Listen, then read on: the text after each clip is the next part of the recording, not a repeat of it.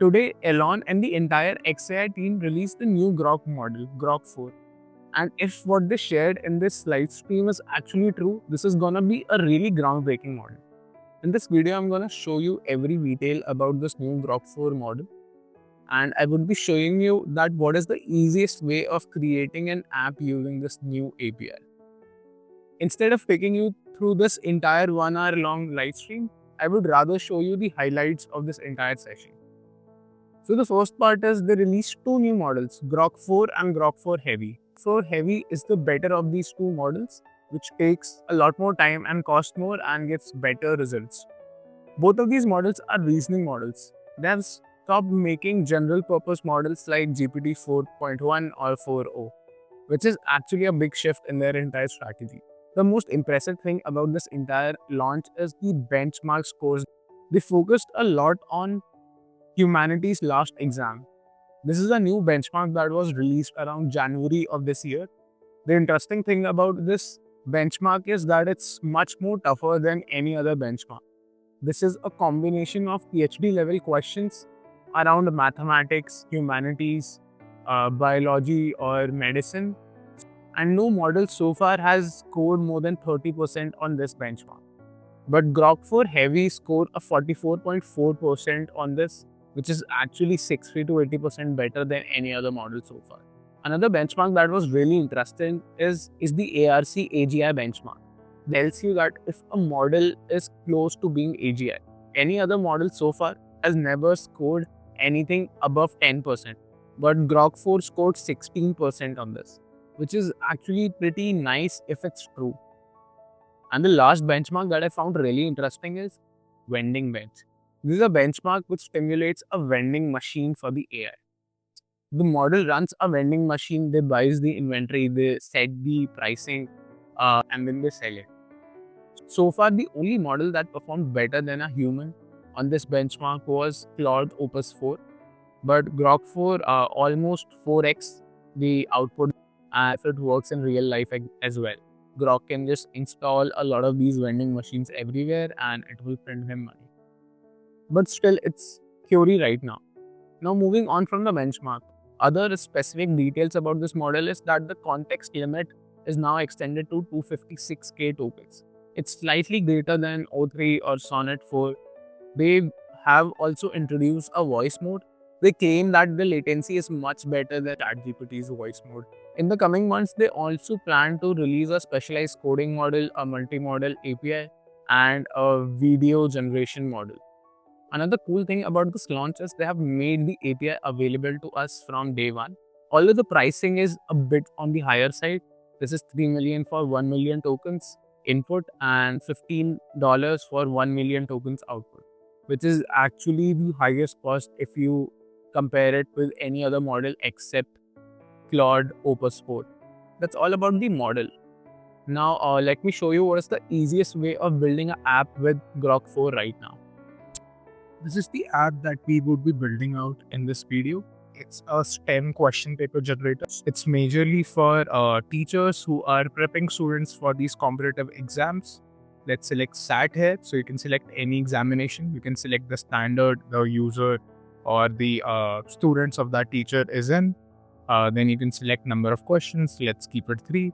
Then you can select difficulty. You can keep it amateur, ninja, or beginner. Ninja is basically tough questions. And then you can select MCQ or subjective questions. And finally, you can also mention any source. So if I would want questions to be similar to how Khan Academy frames them, I can mention that here. And then I can just click on suggest questions. It is using Grok's API in the background, specifically Grok 4. Basis that it would come up with questions. It would start streaming the response of the API, and then these questions can be downloaded. Or another functionality that is there in this product that I would show you in a while is verifying these questions as well. So it comes up with the questions, then it also puts it in a UI. It also shares the answer of all of these questions and the explanation.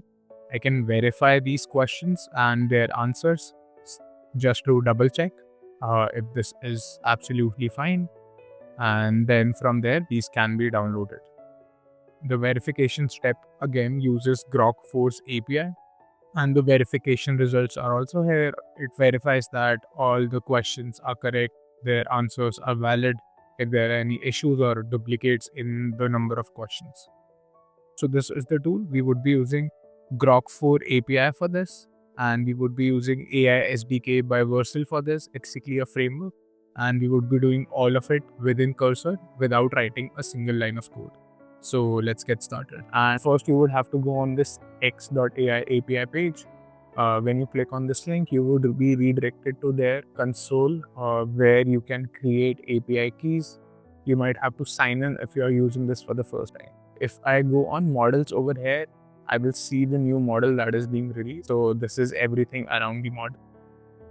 We would be using majorly this for creating our API keys and copying the name of the model from here. So we would be coming to this in a minute.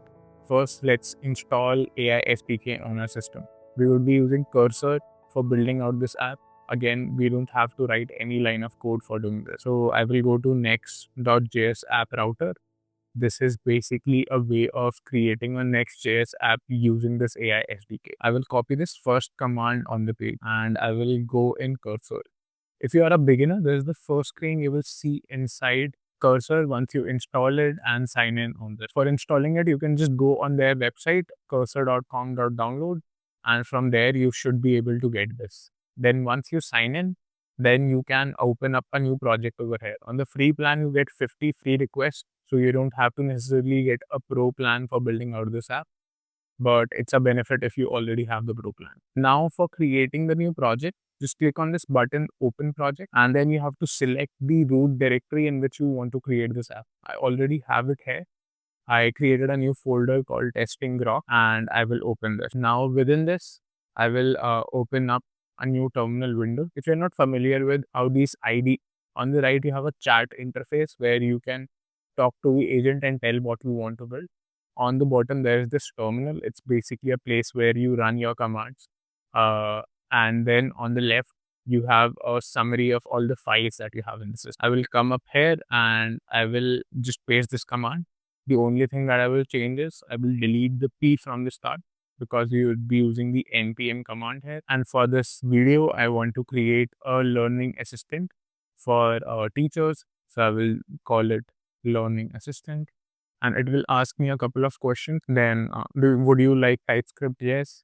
ESLint? Yes. Tailwind CSS? Yes. I mostly answer most of these questions yes, except this turbo pack one and the import alias one. So once this is done, then it will start installing all these files. It should take around a minute. Meanwhile, if you are using Cursor for the first time, there are some things that you would have to configure.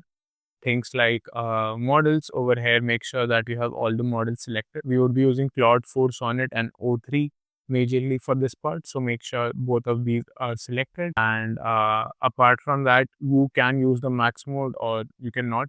It's just a bit more pricier. But for this app, we won't be needing much of that. So it has created the new project. I will come on this option on the top, open folder, and I will create the subfolder that is created here, learning assistant. That just makes it a bit more easier to manage your entire project. Plus, it's easier for AI to also understand your project. Now we have the repository here. The next thing I have to do is copy these dependencies from here. I will select npm one here and I will copy this and I will open up my terminal. If your terminal is closed, you can just come on this icon on the top right, toggle panel, and this will open the terminal for you. I will paste this command here and it will start running and it will install all the dependencies. The last thing we have to do is we have to add our OpenAI API key here. But since in our case, we are not using OpenAI, we are using Grok. That's why we would be adding our API key for that. I will just run this command here. This would create a .env.local file. This is a place where all your environment variables stay, all your environment variables stay safe in this folder. Let me now move on to the next part, which is basically creating a root handler and wiring up the basic UI so that this app is running. So let me copy this entire part from here and I will use now this agent on the right. let's create these files in the project, and please make sure we are using the Grok API. And for using the Grok API, it would have to install some packages, and it would have to tell us that what is the name of the environment variable that we have to put in here. I will just mention that for creating it with Grok, you would have to install the required packages from Versal AI XDK. And last thing in this command that we would have to do is we would have to add the name of the model. Usually name of the model is something that any AI is not able to get, because all these models have a knowledge cutoff and none of them would be updated with the information that is on the internet today. And I will mention here, please note name of the model is, and then I will paste in. So let's wait. It should be able to generate all these files, and then we would have a basic skeleton of a UI ready where we can interact with this API, and then we can build features on top of that. In the new files that it has created, I still see that it is using the OpenAI packages. So let's wait for a while. Maybe it will change this down the line, but that seems to be the case. Also, the environment variable is xAI API key. So I will copy this from here, and I will go within the .env.local file. I will paste the name of the variable here. I will add equal to sign after this, and then I will go on my X console to get these API key. You can create a new API key by clicking on create new API. Before that, you would have to top up your dashboard a little. You can add any amount, and then you have to just create an API key. I will add a name here. Here I will just click on the save button, and it would give me the API key.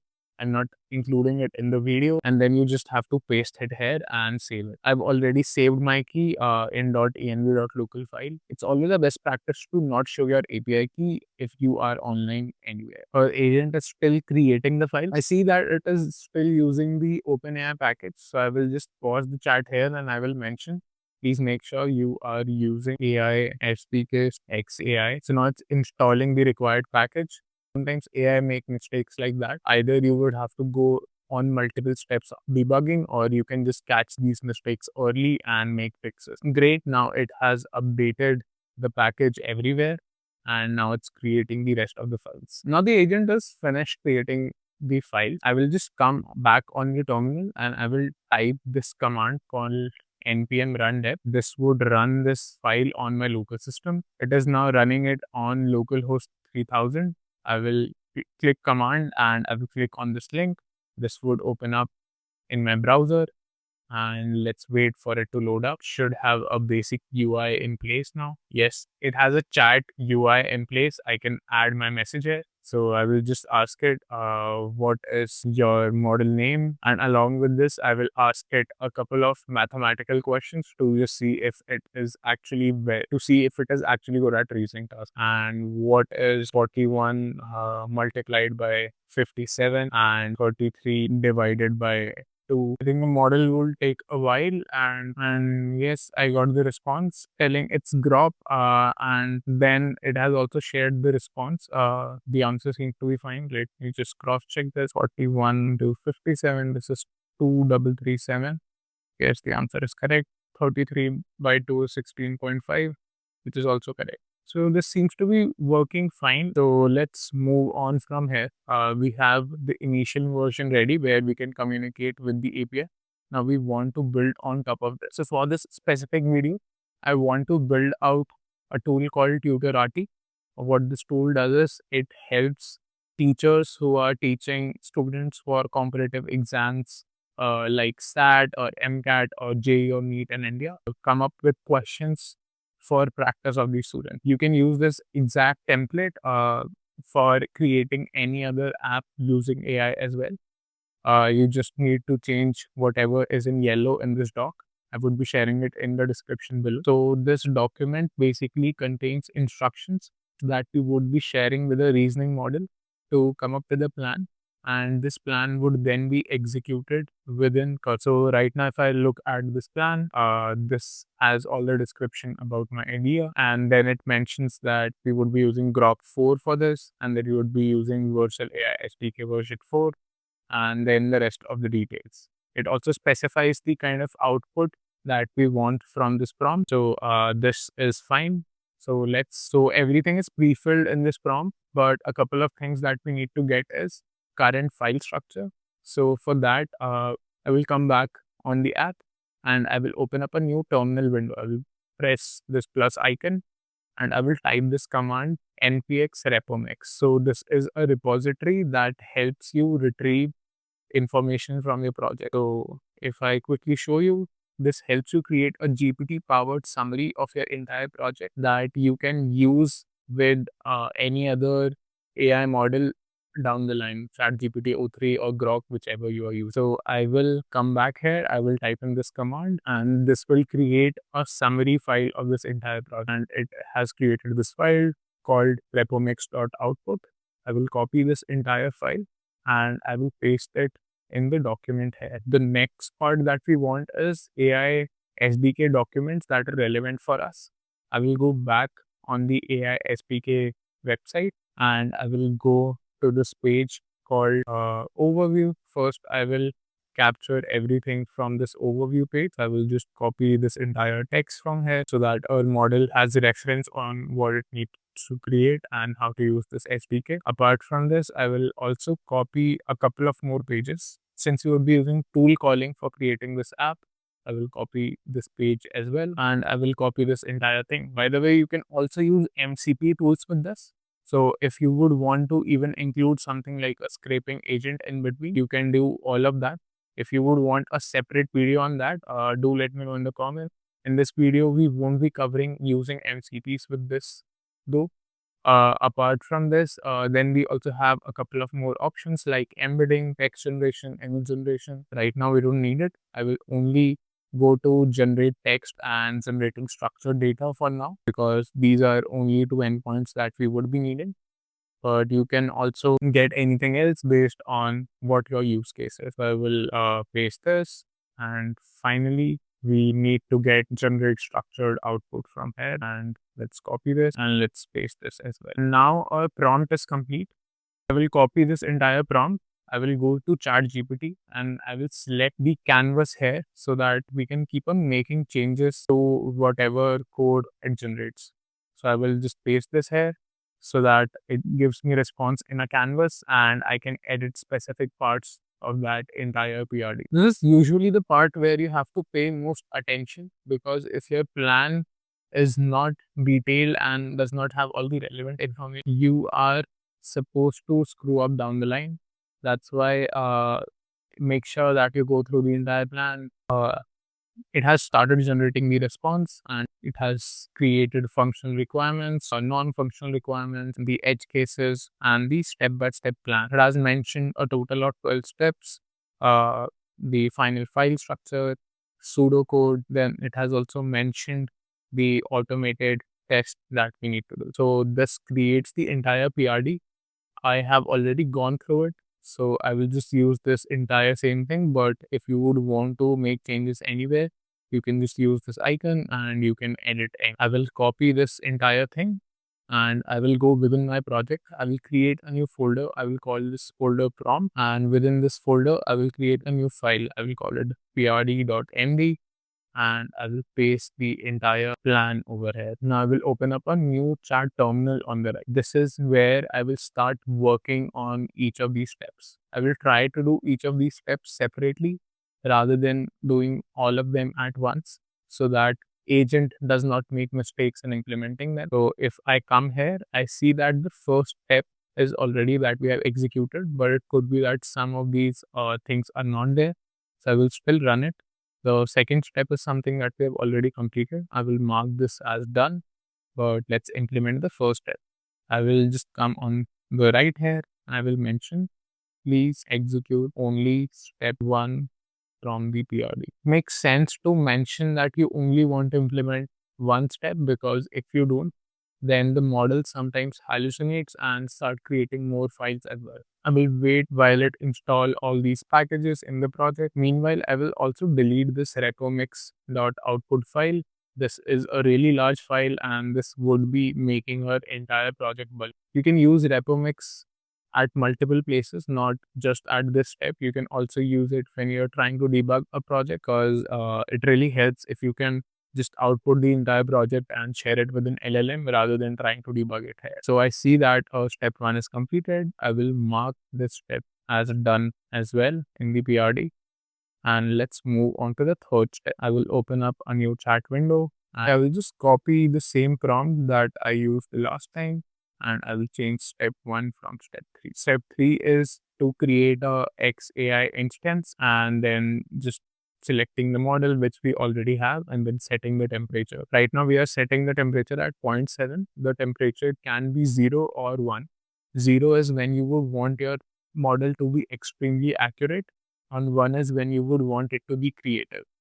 In this case, we are keeping it 0.7, where we want it to be a bit more creative. Sometimes the model gets stuck in between, so I just sent a message in between so that the model can again restart. This seems to be working sometimes. If it still stays stuck, you can just open up a new chat window. That works sometimes as well. Now it has started working for me. It is creating the new file that is part of the third step. So the model got stuck because Grok 4 apparently does not have this temperature parameter. I will just cross check this once on Grok 4's website as well. I see that it has a parameter. On checking, I figured that when you're using Grok with AI SDK, then you don't have that option of setting up the temperature.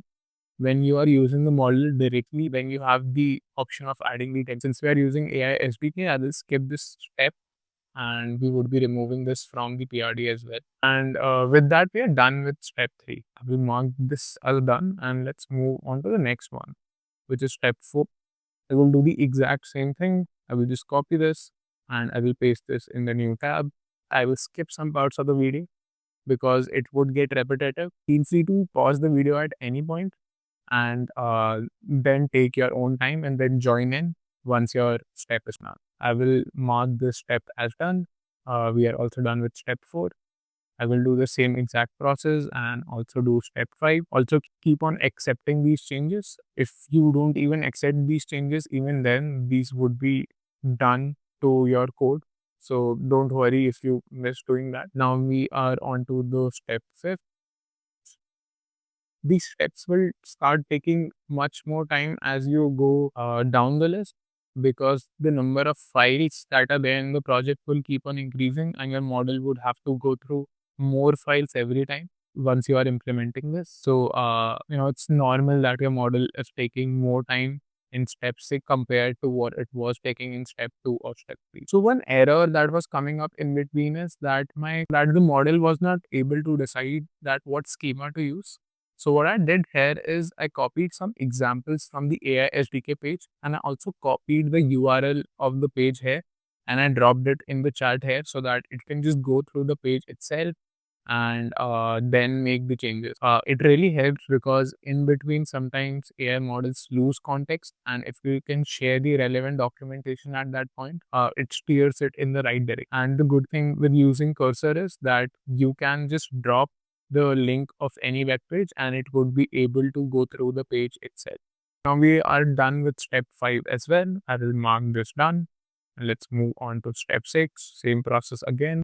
We will copy the first prompt. I will just drop this here. I will mention this for step 6 and let's run this. Basically how the app works is first it create a set of questions and then verify it using again another AI chat. So first we created the generate endpoint, which would be creating the questions, and then we are creating the verify endpoint, which just goes through the generated questions and the options and the answers and then tells if this is properly created or not. We are also done with step 6 now. I will mark this as done. And then let's move on to step 7. So we are beyond the hump. We are more than halfway there. We will just paste this prompt again. And by the end of the step, we would have a working product that we can test, and then we can move on with the rest of the steps for just making the product better. We are done with step 7 as well. And now if I go on the page, I see that there is a UI already created where we can select the kind of questions we want to generate. and this would generate the question. Let me try this. I don't expect it to work on the first go, but let's see if this works out. Let's check the console here to see what's happening in the background. And I see that it is not able to generate a response, which is expect. Now, what I will do is rather than doing step 8th and 9th right now, I will jump to the 10th step directly, which is creating test cases for testing that. Let's skip the 8th and 9th steps for now from PRD and execute step 10. This will help us pinpoint that where the errors are happening, and a lot of the testing that we would have to do would be automated. Now it has wrote the test for fixing the UI. Let's see if this works now. I will select any of this exam. I would select the questions as two, and let's generate the questions. I will select Khan Academy as the preferred source. So the loading UI seems to be working, and let's see if it can stream the questions. Okay, the streaming seems to be working now. All the icons and the special characters are loaded correctly, so that's a good thing. And also the UI now parses the entire response as well. So this is great. Only thing we want is to now include the verify step into this. Rather than including it directly, that would take it too long. Let's just add a verify button here, and that would do it. And also as the last step, we would also be revamping the entire UI of this. Right now this looks okayish, but not something that you can actually give to a user.